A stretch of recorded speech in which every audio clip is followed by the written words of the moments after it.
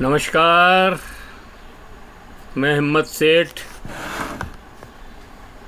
आज एक वीडियो लेके आपके सामने उपस्थित हूँ।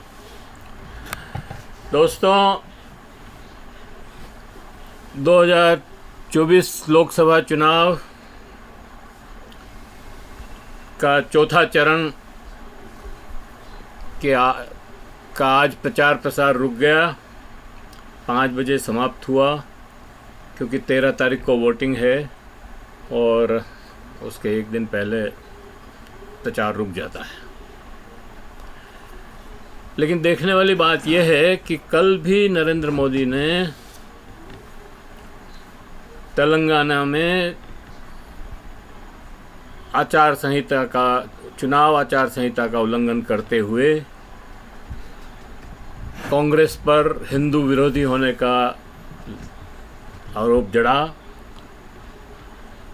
और साथ में ये भी कहा कि 10 साल पहले देश में आतंकी ब्लास्ट किया करते थे, अब ऐसा करने की हिम्मत नहीं है। बात तो सही है, लेकिन जब ये बयान नरेंद्र मोदी देते हैं तो भूल जाते हैं कि पंजाब और कश्मीर भी भारत का ही भाग है, हमारे देश का ही हिस्सा है। और पंजाब में पठानकोट, उरी और कश्मीर में पुलवामा जैसे बड़े आतंकवादी हमले नरेंद्र मोदी की सरकार रहते ही हुए हैं। तो क्या नरेंद्र मोदी ये कहना चाहते हैं कि ये देश के हिस्से नहीं है, यहाँ पर आतंकवादी हमला नहीं हुआ? इसका मतलब ये है कि नरेंद्र मोदी झूठ बोल रहे हैं। वो उनका स्वभाव है कि वो हर बात को अपने तरीके से कहते हैं, चाहे वो झूठ कह रहे हों चाहे सच कह रहे हों, वो अपने अंदाज में बात को कहते जाते हैं। और ये भी याद रखना चाहिए उनको कि जब आप संसद में कुछ साल पहले संसद में चीख कर ये कह रहे थे कि कश्मीर हमारे देश का हिस्सा है, तभी कश्मीर के ऊपर भारी आतंकी हमला हुआ और उसके रिटेलिएशन में आपने बालाकोट और सर्जिकल स्ट्राइक जैसी, एयर स्ट्राइक जैसी वारदातें की।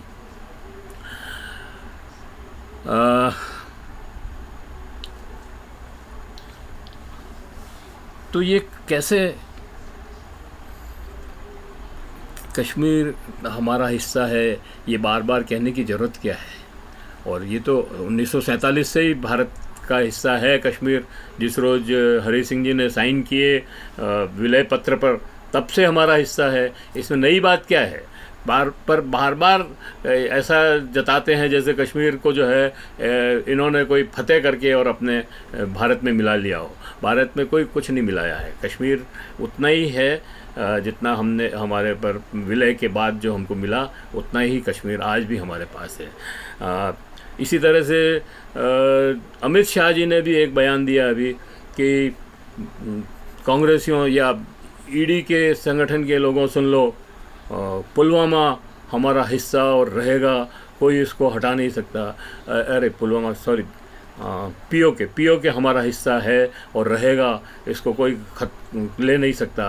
तो भाई पीओके तो आज से नहीं, 1947 से ही हमारा हिस्सा है। आपको ये गलतफहमी क्यों हो गई कि अभी हुआ है ये पीओके हमारा हिस्सा?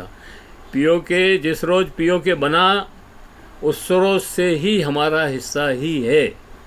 और उसके लिए हम कश्मीर में सीटें भी छोड़ते थे, और चूँकि मामला यूएनओ में फंसा हुआ था इसलिए उसके ऊपर कोई चर्चा नहीं थी। लेकिन आज भी पीओके हमारा ही है, और आप कुछ भी चर्चा करते रहें, कुछ भी बातें करते रहें, लेकिन पीओके तो हमारा।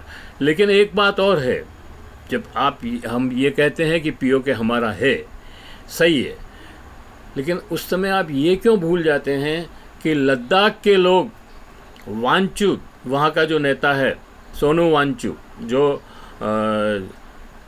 जो अभी 21 दिन तक अनशन पर बैठा और वहाँ पर बड़े बड़े 20-20 हज़ार और उससे भी ज़्यादा लोगों के धरने प्रदर्शन हुए, वो उन्होंने जुलूस निकाले वहाँ पर।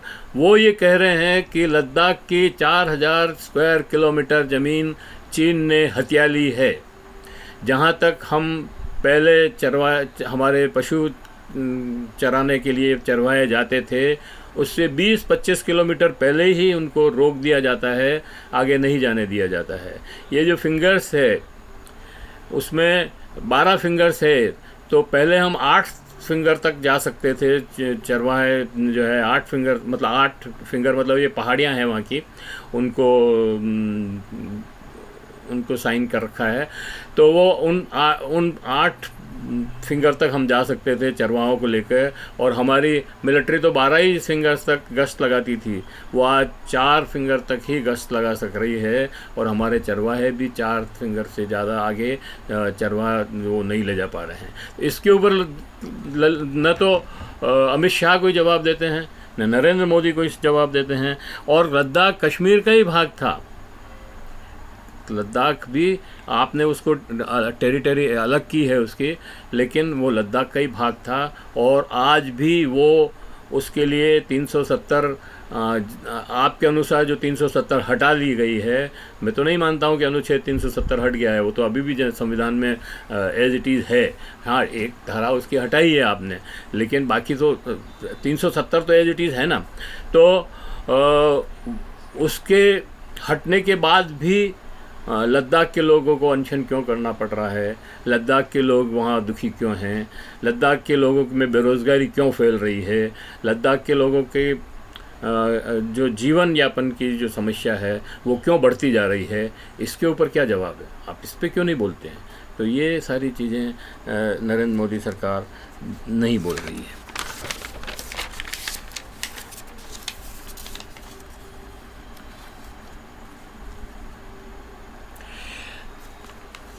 नरेंद्र मोदी सरकार मतलब नरेंद्र मोदी पीएम नरेंद्र मोदी इन चुनावी सभाओं में एक मुद्दा और ज़ोर शोर से उठाते हैं, वो है संविधान।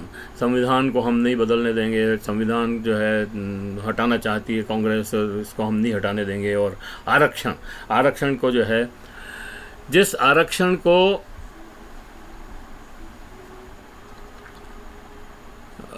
नरेंद्र मोदी सरकार ही नहीं, भारतीय जनता पार्टी का पहले वाला स्वरूप जनसंघ 1951 के से जब से बना है तब से आरक्षण के विरुद्ध है। और लगातार उसका पानी पी पी करके उसको गालियाँ देता रहा है, उसको कोसता रहा है कि आरक्षण नहीं होना चाहिए, किसी भी हालत में नहीं होना चाहिए। और इसका विभिन्न स्वरूप जो मंडल आयोग लागू हुआ और उन बच्चों के ऊपर जिन्होंने आरक्षण का विरोध किया, जो एबीवीपी के ही छात्र थे, उनको आत्मदाह के लिए प्रोत्साहित किया। और वो जब नहीं कर रहे थे तो उनके पीछे से तेल छिड़क करके उनको आग लगाई और उनको जलाया।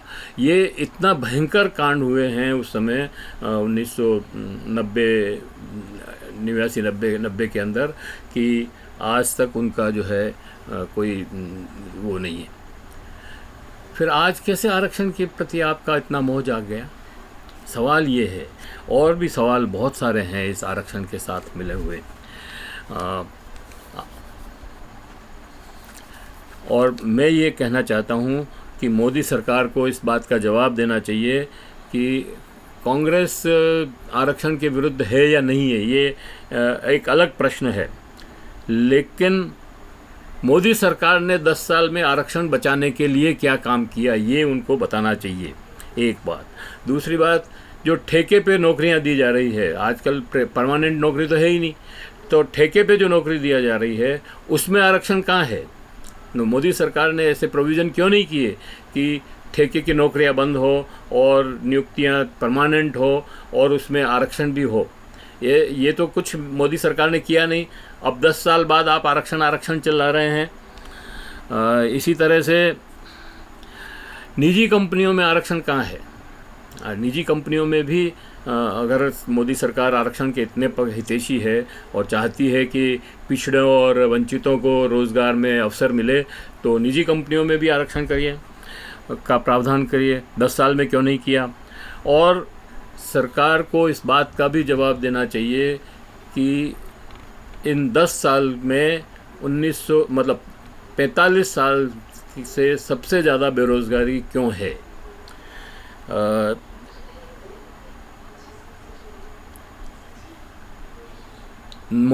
नरेंद्र मोदी को अब आज तो इंडिया नाम लेने में भी उनको बड़ी संकोच होता है, वो ले नहीं पाते। इंडिया गठबंधन जो नाम है वो भी इंडी करते हैं। लेकिन हम पूछना चाहते हैं कि वो जो मेक इन इंडिया का शेर था 10 साल पहले, जो बब्बर शेर जैसा लगता था टाइगर, वो पिचक क्यों गया? उसमें उसकी हवा क्यों निकल गई? ये क्यों नहीं बताती है मोदी सरकार। इसी तरह से स्किल इंडिया का जो हवा खड़ा किया गया था कि हम ऐसे स्किल जो है लोगों को प्रशिक्षण दे करके स्किल डेवलपमेंट करेंगे और बेरोज़गार को रोज़गार देंगे, उसका क्या हुआ?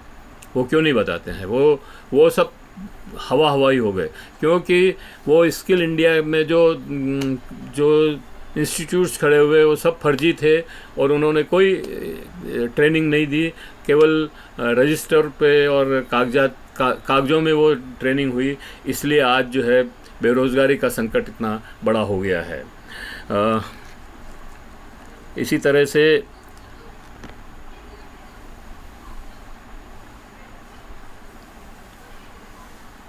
मुद्रा लोन, ओहो मुद्रा लोन, इतना मुद्रा लोन दे रहे हैं, इतना ये है। वो मुद्रा लोन कहाँ गया? वो सारा मुद्रा लोन साफ़ हो गया और रोज़गार उससे कोई पैदा नहीं हुए। और आज जो है सबसे ज़्यादा बेरोज़गारी का आलम है, महंगाई का आलम है और चौथे चरण के चुनाव सामने हैं। मोदी सरकार को कुछ भी नहीं सूझ रहा है इसके पहले। और ये सब मोदी सरकार जवाब दे इन प्रश्नों का, और जनता जो है जवाब चाहती है। इसके पहले मोदी सरकार ने जो अडानी अंबानी पर काला धन रखने का आरोप लगाया, उसका क्या हुआ? मोदी सरकार ने वहाँ ईडी क्यों नहीं भेजी अभी तक? 24 घंटे से भी ज़्यादा 48 घंटे से भी ज़्यादा हो गया आरोप लगाए हुए भी अभी तक ईडी वहाँ पर क्यों नहीं गई? इस बात का भी शाह और मोदी और निर्मला सीतारमण को जवाब देना पड़ेगा, क्योंकि वो वित्त मंत्री है, वो शाह जी जो है पुलिस के मंत्री हैं और प्रधानमंत्री तो सबके मंत्री हैं ही हैं। तो इन सब चीज़ों का जवाब हम मांगते हैं। हमें चौथे चरण के पहले इन सब का जवाब देना चाहिए, और नहीं तो फिर आगे जो भी होगा। खैर,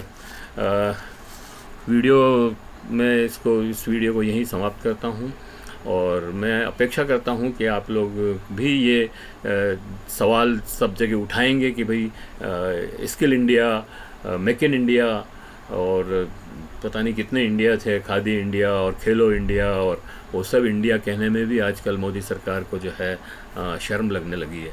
तो ये प्रश्न उठाने ज़रूरी हैं। मैं आपसे फिर अपील करता हूं कि अगर आपने अभी तक हमारे चैनल को सब्सक्राइब नहीं किया हो तो सब्सक्राइब कर दें। अगर वीडियो पसंद आए तो लाइक करें और लोगों को फॉरवर्ड करें और बेल आइकन दबाएं। कमेंट बॉक्स में कमेंट अवश्य लिखें। आप कमेंट लिखेंगे तो उसके अनुसार हम और वीडियो बनाने का प्रयास करेंगे। धन्यवाद।